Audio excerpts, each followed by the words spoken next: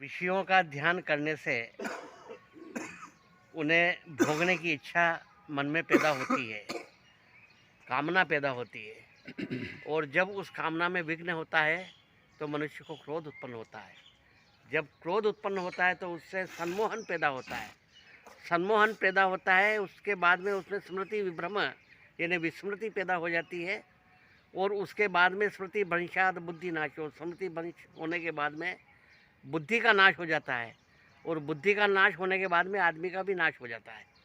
ध्यायते विषयान पुंस संगास्तेषुपजायते, संगात् सज्जायते काम, कामात् क्रोधो विजायते, क्रोधात् भवति सम्मोहम, सम्मोहात् स्मृति विभ्रम, स्मृति भंशाद बुद्धिनाशो, बुद्धिनाशाद प्रणश्यति। तो नारद जी के साथ में भी ऐसा ही हुआ। जैसे ही उन्होंने उस कन्या की तरफ देखा, देखी रूप मुनि बिरति बिसारी, बड़ी बार लगी रहे निहारी। उसका रूप देख करके और वो वैराग्य को भूल गए और उसको विषयों की तरफ ध्यान गया तो उनको उसको भोगने की कामना पैदा हो गई कि करो जाई जोई बत जतन विचारी, जई प्रकार मोई बरे कुमारी। वही यत्न करूँ मैं जिससे कि मेरे को ये कन्या वर्ण कर ले। जब तब कछु न होई ते काला, हे विधि मिले कवन विधि बाला। उसे भोगने की इच्छा पैदा हो जाती है।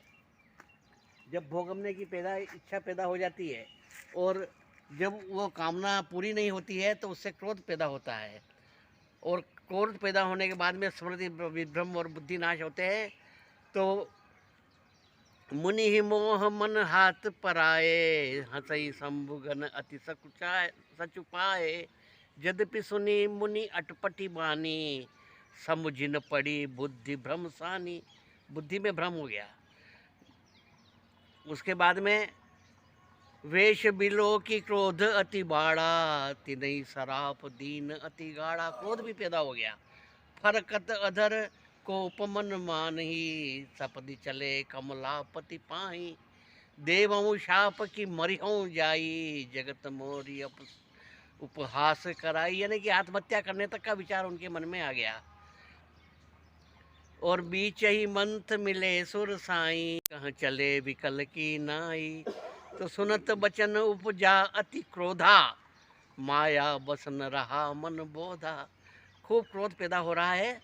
और मुनि ही मोह बुद्धिमति नाटी, मनि गिर गई छूटी जनु गांठी। इस प्रकार से बुद्धि चली गई जैसे कि गांठ में से मणि गिर जाती है। परंतु उसके बाद में भी यह सब प्रक्रिया होने के बाद जब बुद्धि का नाश भी हो जाता है, परंतु नारद जी का नाश नहीं होता है। वो बच कैसे जाते हैं? तो उसके लिए गीता में एक श्लोक और लिखा है कि क्षिप्रभवति धर्मात्मा, सच्चत शांति निगच्छति, कौन्तेय प्रतिजानी ही नामे भक्त प्रणश्यति। सब नष्ट हो जाते हैं, परंतु मेरा यदि कोई भक्त होता है तो उसका नाश नहीं होता है, क्योंकि वह मेरे शरणागत हो जाता है और क्षमा मांग लेता है, तो उसके बाद में वह नष्ट नहीं होता है। मुनि तब मुनि अति सभीत हरि चरना, गहे पाही प्रणतारित हरना, मैं कटु बचन कहो कहे बहु तेरे, कह मुनि का पाप मिटही किमि मेरे। इस प्रकार उन्होंने क्षमा मांग ली तो भगवान ने कहा कि जपऊ जाई शत शंकर नामा, हो हई तुरत हृदय तुरत विश्रामा।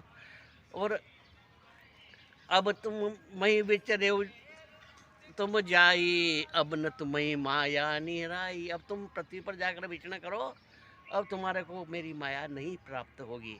तो इस प्रकार यदि मनुष्य विषयों का ध्यान करे और विनाश के कगार तक भी पहुंच जाता है, परंतु यदि ईश्वर के शरणागत हो जाता है और क्षमा मांग लेता है तो वह बच जाता है, उसका नाश नहीं होता।